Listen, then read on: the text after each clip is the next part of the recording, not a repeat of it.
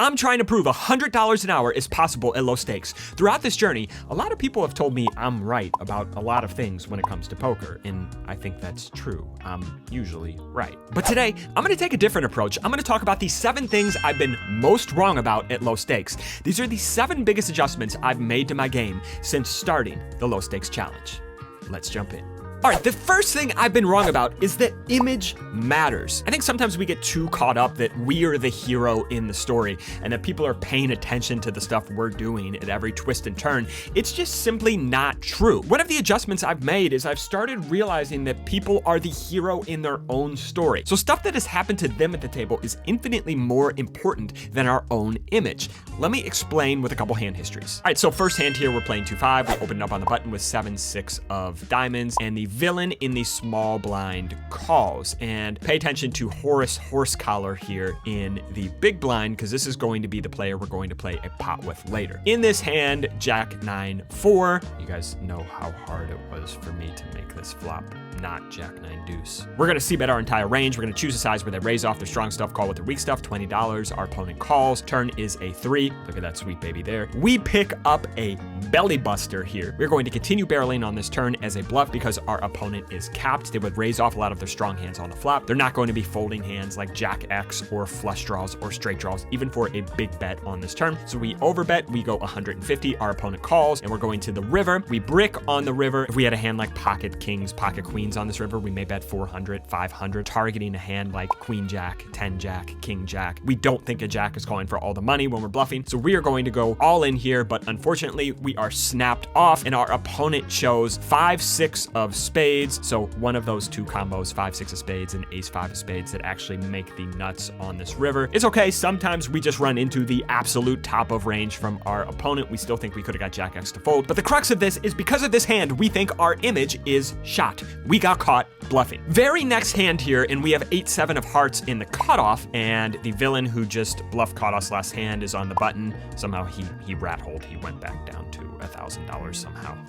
I don't know how that happened. But Horace Horsecollar in the big blind is going to call. He was at the table. He saw this last hand. Flop comes 10-9-5. We've got 8-7. We are going to c-bet half pot here on this board. He is going to call. Turn is a 4 of clubs, and when the nuts change on the turn, bringing in this flushing card, we are often going to choose a small size once again to incentivize our opponent to raise off their strong shit, call with their weak shit once more. So we go 35 on the turn, and our opponent calls. We get to a river, which is a blank. We've got 8 high on this river. Seems like not a great spot to bluff. We just got caught bluffing. That matters, right? We should take into account our image. No, it really doesn't matter all that much because people just aren't paying attention. I had a hand where I ran a massive bluff for 300 big blinds against a reg, and the reg just backed into the nuts on the river. I got caught. I flipped over my hand, which was nothing, and a fish at the table laughed, smirked, and said, oh, I guess he overvalued a set. Like he actually thought I had a set. People just aren't paying attention. They don't know what's going on at the table. Our image, it just really doesn't matter. In this spot, I would still be bluffing because I think our opponent has a weak range getting to the river, and to me, that is the most important variable here. I'm kind of taking image, I'm throwing it out the window. On this river, I am going to overbet bluff. I think I can get all of the 10x to fold on this river. We're just not gonna run into many brick walls when our opponent check calls the flop and check calls the turn on this wet dynamic board, and we are going to get it through. So I wanna give you guys an example of what I think matters a lot more. If this hand would have happened, the previous hand, I would not be bluffing. So let's talk about it. In this hand, Bulbous Boy is going to open in the cutoff. We are on the button. We are just going to fold, and we see here our friend Horace Horsecollar is still in the big blind. Horace Horsecollar is going to 3-bet with ace king of clubs. Bulbous Boy is going to call. Horace Horsecollar is going to c-bet on this ace high board. Bulbous Boy is going to call once more. Now the turn is a 4. Horace Horsecollar bets big. Bulbous Boy is going to jam. Horace Horsecollar is a recreational player, so he doesn't understand that the last time someone bluff jammed a turn in a 3-bet pot on an ace high board, George Washington Carver was president of America. So he is going to call it off with ace king here, and we go to a river, which is a jack, and Bulbous Boy is going to scoop this pot with 5-4 of diamonds. So this is much more important. If Horace Horsecollar just got stacked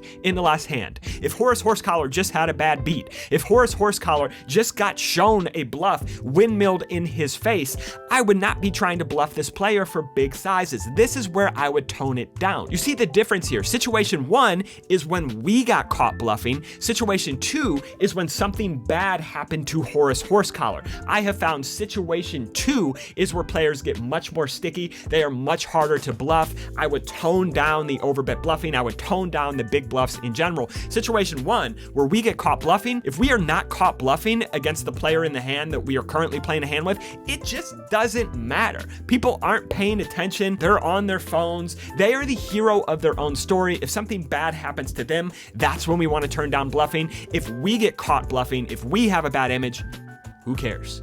Does not matter. All right, the number 2 thing I was wrong about at low stakes, squeezes are too tight. One of the things I've been super surprised about, when people squeeze, they don't really have the ace queen suited, the pocket tens, the king queen suited. They don't really have the linear hands that we're supposed to be squeezing with. At low stakes, people just kind of have these polarized bluffs when they're squeezing, which has really started to adjust the way I've started to play back against these squeezes. Let me show you. All right, so here's an actual hand I played during the low stakes challenge. Tiny Boy limps in the hijack. We're going to ISO with pocket quickities, and now Bulbous Boy is going to call on the button. Small blind comes along, and now big blind squeezes to 130. And usually when players are squeezing, closing the action, I was just thinking, you know what, this is way too tight. They are under squeezing here. It's going to be a super strong linear range. I'm not even sure if they're squeezing hands like tens here all the time, so it's going to be like jacks plus. So I thought queens here played better, more conservatively, as just a call here, because I thought players were just so tight. So I call, and that's going to bring along Bulbous Boy on the button. Flop comes 6 deuce deuce. Villain goes 130. So we think, okay, you know what? Maybe we can be ahead of some ace king. We're ahead of pocket tens, pocket jacks, stuff like that. They take a small size. They probably take a bigger size a lot of the time if they did have an overpair. So I'm feeling pretty good about it. I'm going to call here and see what plays out on the turn. And now surprisingly, the button is going to raise, and now the villain in the big blind is going to call. And at this point, I'm thinking, oh shit, maybe that small size on the flop wasn't indicative of ace king, right? At this point, we are beat by one of these players, if not both. Most likely the villain in the big blind here. I would think the villain in the big blind has a lot of hands here, like aces and kings, just all the time. Maybe just aces specifically that feels invulnerable. And then Bulbous Boy on the button probably just has like tens or something that's just raising to find out where they're at, or whatever the hell low stakes players do. So I get out of the way. Turn is a 9. Villain in the big blind donk jams all in, which checks out. I just think, well, this is aces against tens or whatever. Bulbous Boy snaps it off. River is a 5. And at showdown here, villain in the big blind actually shows king deuce suited for trips, so he squeezed king deuce suited, and villain on the button, she shows 5 deuce offsuit and she scoops the pot. So the crux of this is the king deuce suited in the big blind. This is not a one-off occurrence. I've seen people kind of squeezing with these kind of polarized garbage hands multiple times through my first 250 hours or so playing this low stakes challenge. This is kind of the hands that kind of should be squeezing. We should be using these good, better, and best hands when we're squeezing, because when you squeeze, you are just much more likely to go to a flop, right? If one player calls who initially opened, well, that's going to bring in a cascade of callers. So when you squeeze, you kind of want to use this like very strong range, kind of your suited broadways, ace queen plus, nines plus, etc., that can kind of just outhand people. But what I've actually observed is something more like this, and not to say these are the exact hands that people are using, but it's more like this, where it's just kind of like people are squeezing the top of the range, queens plus, ace king plus, and then some bluffs like these offsuit ace x or king x hands, and then some of these garbage kind of suited ace x and king x hands, and then maybe even some of these like suited gapper type hands. This is kind of what I've seen when people squeeze, and I think the thinking here is that they don't really know what to do if they squeeze a hand like pocket tens or queen jack suited or something like that, kind of a hand that's like good but not great, and then the flop comes and they're kind of lost. So I think that's kind of the reasoning if I'm trying to get in their head. But I'm seeing players squeeze a lot more polar here with hands like these suited gappers, suited garbage ace x wheel type stuff, this offsuit ace x. So it's a much more polar range that I'm seeing from people squeezing. And the adjustment I'm kind of trying to implement here is when people squeeze, maybe I should be 4-betting more of a polarized range myself, where I'm 4-betting the very top of my range, kings plus, ace king suited, and then some of these suited king x hands at the bottom of my open range, and maybe some of the suited ace x hands at the bottom of my open range, and then maybe an offsuit ace x hand at the bottom of my open range. And the reasoning behind this is because if people aren't squeezing pocket tens, pocket nines, king queen suited, their range is going to be super polar. well, there's going to be a ton of dead money out there, and we can just get them to fold a lot of their garbage that still has a good amount of equity against us with some of our garbage hands ourselves. In essence, my adjustment to people 3-bet squeezing polar, maybe I should consider 4-betting a little bit more polar myself, especially when I am in position. All right, the third thing I've been wrong about at low stakes so far is always checking my range out of position when deep. You guys know I'm a big fan of checking my range to recreational players because in general, they tend to overstab, telegraph their hand strength with their bet size, and they don't protect their checkback range. But I am considering making one deviation here and not always checking my range out of position when deep, so let's talk about it. So let's say we open on the cutoff here, villain calls on the button, we've got ace jack, and flop comes jack 9 deuce. And this is the one hand category I'm considering deviating with the most when we have a thick value hand ourselves here. Now, if we have a can play for stacks hand like pocket nines, pocket deuces, jack 9 suited, I'm still highly incentivized to check, because if our opponent has a big draw, if they have a thick value hand themselves, we can just cooler them. It's going to be extremely hard for us to get the money in when we have a can play for stacks hand like pocket nines by just going bet ourselves. And if we go for the check here and we can get in the check raise, well, we can often just cooler our opponent when they have a hand like pocket deuces or even a hand like ace jack themselves. Also, if we check here with a hand like 7-6 of diamonds, our opponent stabs big, well, we can just fold. We just never have to run into the good hands from our opponents. And if we have a draw here, well, when we check, our opponent's going to telegraph their hand strength with their size. And if they go big, we can play our draw passively, just thinking, well, we don't have much fold equity here. And if our opponent goes small, well, we can play our draw super aggressively, knowing we have a little bit more fold equity, because when our opponent chooses a small size on a wet dynamic board, that just means their range is a little bit weaker, because generally players go a little bit bigger on these wet dynamic boards when they have good hands because they're scared of a bad turn card or bad river card coming in. Our bluffs here and our can play for stacks hands really benefit from checking here. But the one category of hand that I've been deviating with the most is these thick value hands, because if we check here and our opponent bets small, what often ends up happening is, well, we check raise and our opponent folds. And if we check here and our opponent just bets big, like if they pot it on this board, ace jack doesn't really feel super comfortable check raising and piling in all the money here across turns and rivers, especially when our opponent chooses big size. They just have a lot of deuces, nines, jack 9 suited. Ace jack kind of shrivels up in value a little bit, and we kind of have to go into this check call shell. And sure, oftentimes we just call here and then the turn goes check and we can get a big value bet on the river. But here's the way I've been deviating. With this hand specifically, I'm often just going bet.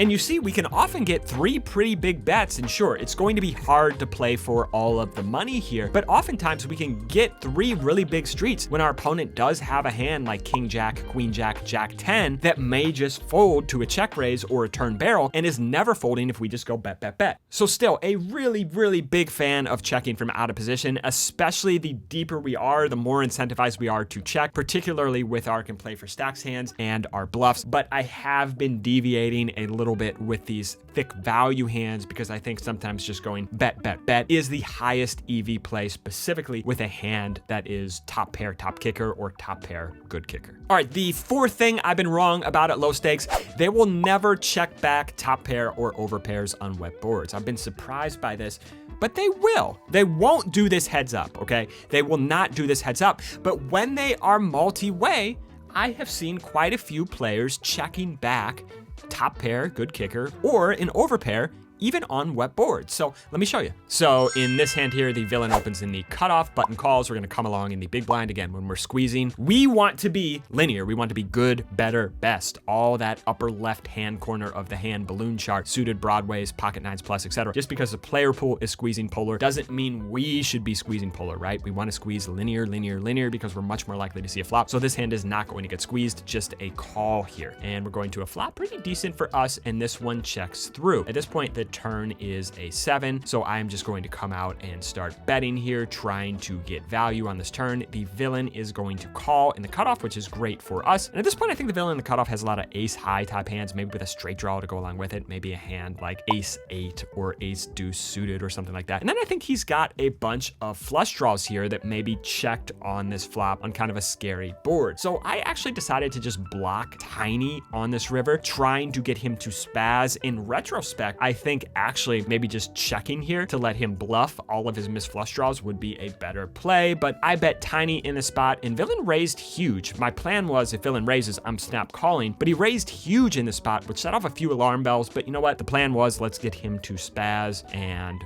well, you know what? I don't really think he has many strong hands when he checks back on his flop. So I begrudgingly called it off, and villain showed pocket 7, so he actually checked back an overpair on a wet board. But I noted this was multi-way, so maybe players are checking back some overpairs or top pair when multi-way. Another example, this time we've got 6 deuce in the big blind. There is an open and a cascade of calls, so we come along, we flop 2 pair, flop checks through. You notice the villain is in the low jack here. 4 on the turn, and at this point we're gonna start going for value. I think there could be a lot of pair plus draws out there that are going to be relatively inelastic, so I come out and bet big. Villain from under the gun now calls, which is a little bit surprising, and now the river is in 8. And again, I think maybe the play on this river should just be checking here, trying to let villain bluff if I think he doesn't really have any overpairs, but I decided to block once again on this river. I don't know why I blocked. I think this is actually pretty bad with the range I was assigning villain in game at the moment, but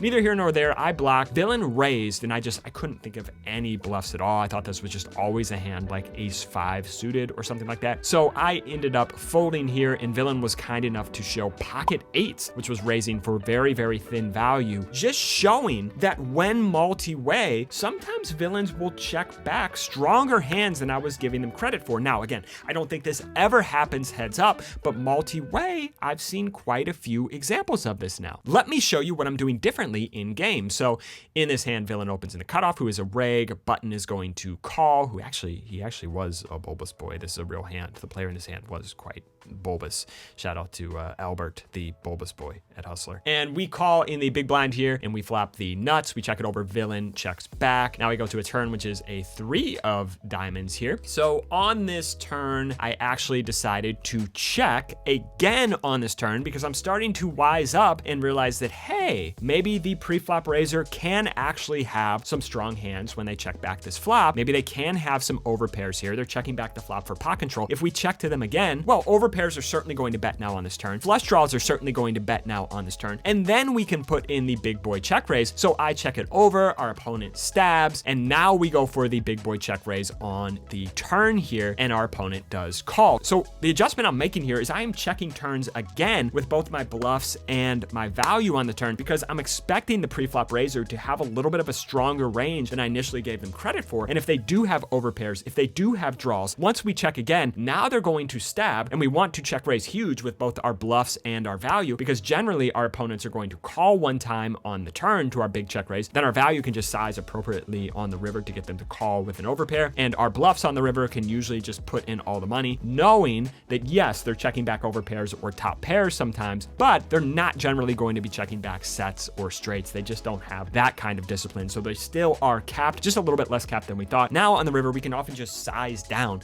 to target a hand like pocket jacks or pocket queens or pocket kings, a 1-pair hand. It's going to have a hard time folding for say 300 or 400 on this river. In game on this river, I actually decided to jam because I thought our opponent could have quite a few hands like ace X of diamonds that would be hard pressed to fold here. Our opponent did end up tank folding, but this is the adjustment I'm making, checking the turn once again and going for these big boy check raises on the turn. All right, the 5th thing I was wrong about at low stakes, they will never bluff raise rivers. And I've been surprised, even in passive kind of low stakes games, players will bluff raise rivers if they are given rope. See, there are specific spots they will bluff raise rivers, so let me show you an example. So this was a hand I actually played, open 10-9 of hearts. Villain is going to call here in the hijack, going to a flop king 10-5, just checking my entire range out of position here, except maybe some thick value, may just be betting some thick value as we talked about, but this hand, showdown value, definitely wants to check here. We check, our opponent checks it back, go to a turn, which is a 10 here, and we are going to start going for value. Don't want to choose a huge size here because we think if our opponent had a king, he would just bet the flop, right? So we're targeting hands like pocket 9s, pocket 8s, maybe gut shots, ace highs here. Pretty weak range that our opponent has, so I'm going to choose a small size, 25. Our opponent calls, we go to a river, which is a jack of diamonds. Now on this river, once again, we are going to block small again, maybe to target hands like queen jack, ace jack, jack 9, stuff like that where our opponent could have made second pair on this river and hopefully now will pay us off. So we go very small, 40 into 107 here. And now our opponent raises to 150. We bet the turn, we bet the river. The board is a triple Broadway board, which is notoriously underbluffed. He's raising on the river, which is notoriously underbluffed. So everything in my head is screaming, hey, this spot is underbluffed, but let's let's step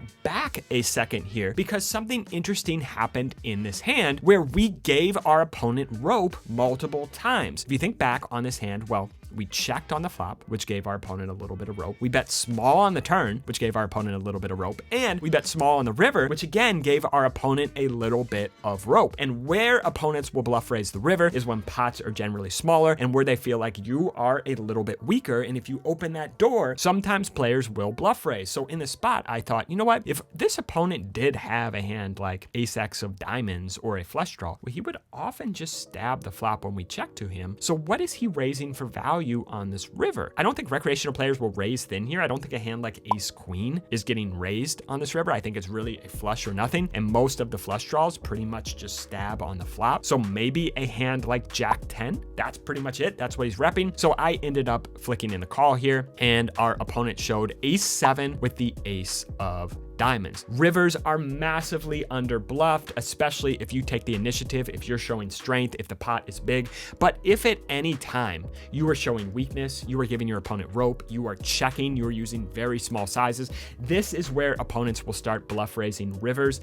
And on top of that, the number one spot I've seen opponents bluff raise rivers is specifically this spot where they have like the stiff ace of diamonds, right? Where the flush comes in and they've watched some Doug Polk video one time that was like, you know what? When you have the stiff nut flush blocker in your hand, you should be bluffing. That's where I've seen recreational players raise when we give them rope and when they have the nut flush blocker. So they are bluffing rivers, but the situation, like described here, has to be right. All right, the sixth thing I've been wrong about at low stakes, regs will overfold. So in general, my MO has been regs or pros are kind of risk averse. And when we put in all the money, they will just kind of fold their good hands because the population under bluffs. But I've been kind of wrong about this one and I've made a slight shift. So let's talk about it. Reg opens on the button here. Notice we only start about 800 effective. We're going to call on the big blind with 8-6 of diamonds. Pretty good flop for us. Checks over to the reg on the button. And I think at this point when he bets small, maybe we have a smidge of showdown value, but I don't think we have as much as you think because while a fish may just be monkey stabbing this board with overcards or whatever, who knows, I think a reg is going to be aware here. And when he bets into another reg, which is us, and a fish in the small blind, I think he's just going to have pretty good hands on this board, probably over pairs plus. So I just don't think we have as much showdown value as it appears on the surface. So I like to start turning my hand into a bluff right away. I check raise on the flop, turn is a 9. I want to leave that big chunky overbet behind on the river. So I go small on the turn. River is a 5, which pairs the board. Not the best card to bluff in the world, but I still think the 7-8 got there. We could have 3-4 suited. We could have 6-5. We could just have a lot of good hands here. And our opponent's going to be hard pressed to hang on with an overpair in the spot. So I jam and our opponent tank calls in the spot with pocket aces. So the adjustment I've made here is regs will still overfold in my opinion, but you have to be super deep because that's when the fear starts coming in. If you're 200 big blinds or less, even 250 big blinds or less, regs are just like, top of range, guess I got a call because GTO wizard said so. Where fear starts coming in is when you start getting super deep, when they're up a lot of money, when they've built a big stack. That's when risk aversion starts coming into play. At 200 big blinds, regs are just kind of calling how they're supposed to call, or sometimes just even calling too much. So I've kind of just cut out the flop check raise, turn barrel, river all in as a bluff against regs when I'm less than 200 big blinds effective. So let me show you what I am trying instead.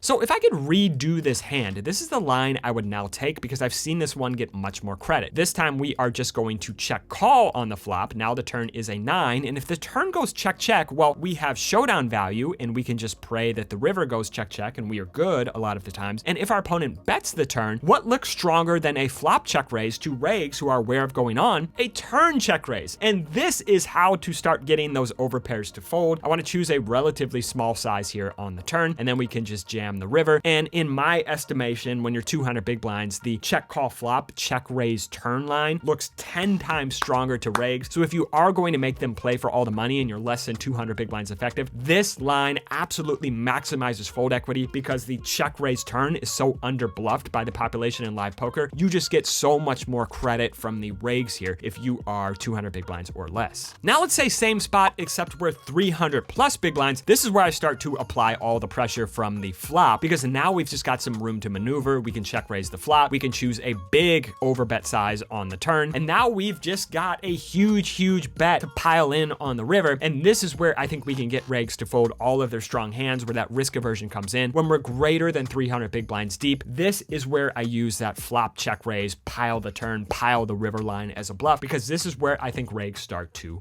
fold. All right, the seventh thing I've been wrong about at low stakes, that's a lot of things.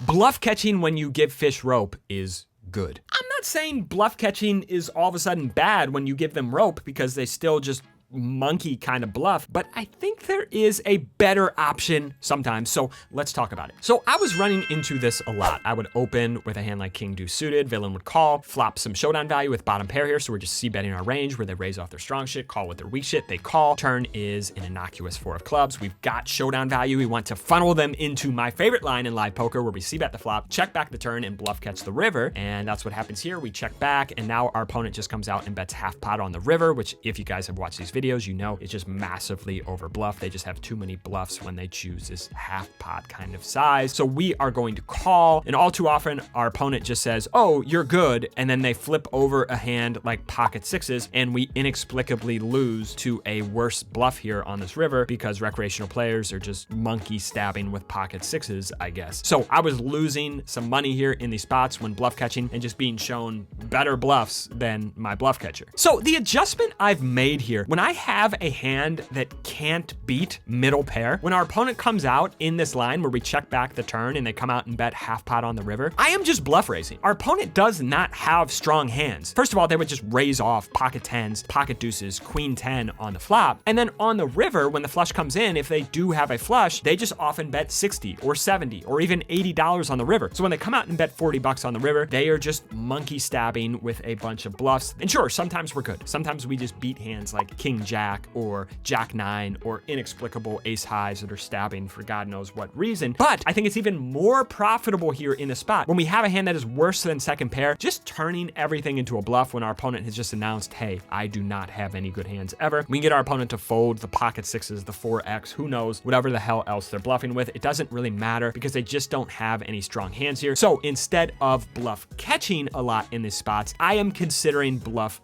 raising, and that is another adjustment I've made. All right, guys, hopefully you enjoyed this video on all the spots I've been wrong about at low stakes.